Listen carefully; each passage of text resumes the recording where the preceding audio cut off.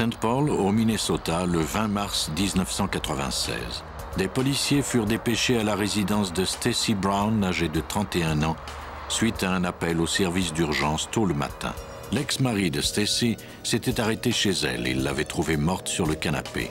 Elle avait été sauvagement battue et étranglée. La position de son corps sur le canapé et le fait qu'elle soit nue de la taille aux pieds indiquaient qu'elle avait été violée.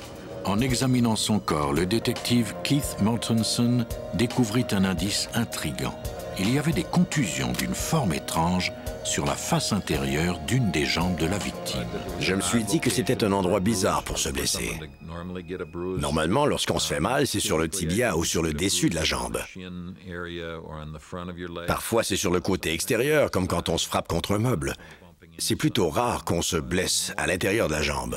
Même si Stacy semblait avoir été victime d'un viol commis au hasard, un examen approfondi de la scène du crime donna aux enquêteurs des raisons de douter de cette hypothèse. Sa jambe gauche reposait sur le bras du canapé. Pourtant, aucun des nombreux objets n'avait été déplacé sur la table à café, juste à côté. Ses sous-vêtements étaient épars au pied du canapé. Mais sa position ne laissait pas présumer qu'elle avait été agressée sexuellement. Les enquêteurs devaient garder en tête que la scène du crime avait peut-être été maquillée par l'assassin en vue de cacher le mobile de son crime. Ils espéraient en apprendre un peu plus à l'autopsie. Lors de l'autopsie, le médecin légiste constata que Stacy était morte asphyxiée. Elle avait été étranglée à l'aide d'un fil de téléphone et d'un cintre. Malgré le fait qu'on ait trouvé Stacy nue de la taille aux pieds, il n'y avait aucune trace de viol. Le médecin ne put expliquer ce qui avait pu causer les étranges blessures sur la jambe de la victime. Louis Brown, âgé de 34 ans, le mari avec lequel Stacy ne vivait plus et qui avait découvert son corps, fut conduit au poste pour y être interrogé. Il semblait dévasté par la perte de sa femme. Brown, qui portait des prothèses orthopédiques en raison d'une polio contractée lors de l'enfance, déclara qu'il s'était arrêté à la maison au cours de la matinée pour apporter des cadeaux à sa benjamine. En voyant la clé rester dans la serrure, il était entré. Il avait alors découvert le corps inerte de sa femme sur le canapé. Brown se rendait compte que le divorce en cours faisait de lui un suspect. Il déclara qu'il aimait toujours Stacy, sa femme depuis 8 ans et la mère de leurs 3 enfants. Le soir du meurtre, il avait joué au billard dans un bar jusqu'à 1 heure du matin. Selon lui, un seul individu pouvait en vouloir à ce point à sa femme, le conjoint de Rebecca, la meilleure amie de Stacy. Les policiers appelèrent Rebecca pour lui poser quelques questions. Elle reconnut que son petit ami, Quan Tran, et Stacy ne s'entendaient guère. Stacy trouvait Tran violent et elle avait pressé son ami de le quitter. Quand Tran avait appris que Stacy se mêlait de leurs affaires, il était devenu enragé. Quelques jours avant le meurtre, il avait fracassé les vitres de la voiture de Stacy. Plus tard, au cours de la même soirée, un autre incident s'était produit. Quelqu'un avait lancé une brique à travers une des fenêtres chez Stacy pendant que Rebecca et elle prenaient leur repas. Un message menaçant dans un anglais approximatif comme celui que Tran parlait y était attaché. Ce message était une menace de mort à l'endroit de Stacy. On lui disait de ne plus se mêler des affaires de Tran et de Rebecca. Stacy avait signalé cet incident à la police et lui avait remis la brique et le message. Malgré le tempérament agressif de Tran, Rebecca le croyait incapable de commettre un meurtre.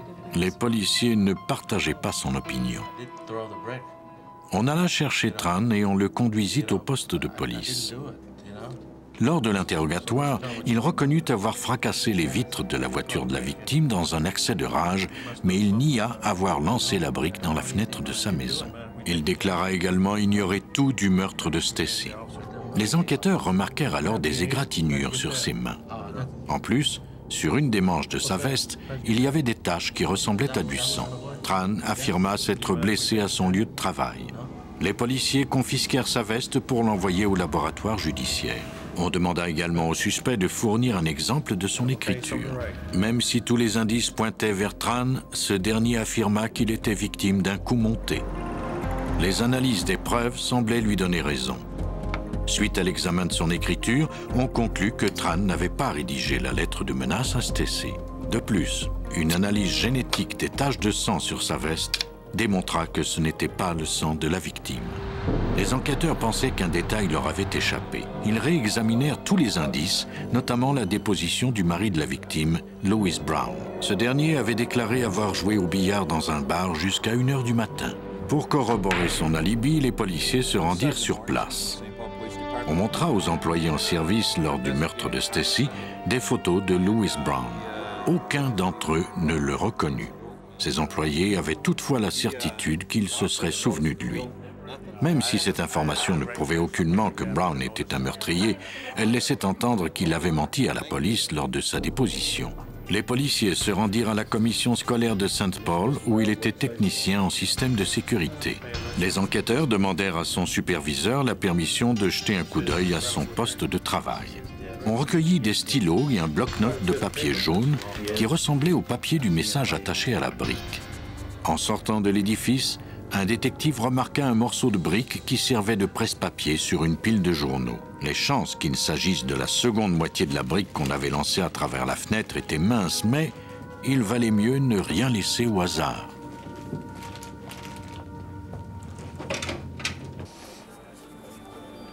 Le détective Mortensen fut abasourdi quand il constata que les 2 morceaux s'emboîtaient parfaitement. C'était Louis Brown et non Quan Tran qui avaient lancé la brique et rédigé le message de menace. Même si les efforts de Brown pour faire inculper Tran à sa place avaient échoué, les policiers manquaient encore de preuves tangibles de sa culpabilité. Ils obtinrent un mandat de perquisition de sa résidence. Le colocataire de Brown conduisit les agents dans la chambre du suspect. Les enquêteurs y trouvèrent quelques vêtements qui semblaient tachés de sang. Pendant les recherches, ils remarquèrent de nombreuses prothèses orthopédiques éparpillées dans la chambre. On recueillit tous ces éléments. Mortensen fit parvenir les indices au médecin légiste de Ramsey County pour analyse. C'est Michael McGee qui travaillait sur cette affaire. Il procéda à un examen des prothèses trouvées dans sa chambre. L'une d'elles, en particulier, retint son attention. La prothèse comprenait, entre autres, un support pour le genou équipé d'une charnière en forme de L. McGee superposa directement la charnière sur une photographie de la blessure. En position ouverte, la prothèse correspondait exactement aux éraflures et aux blessures observées sur la victime. Les rebords de la charnière avaient éraflé les tissus de la jambe. Les espaces du mécanisme correspondaient à ceux où la peau de la victime était saine. La blessure en forme de L avait été causée par le support en aluminium. La blessure à la jambe de Stacy ne pouvait s'expliquer que d'une façon. L'individu qui portait cette prothèse orthopédique s'était tenu directement sur elle.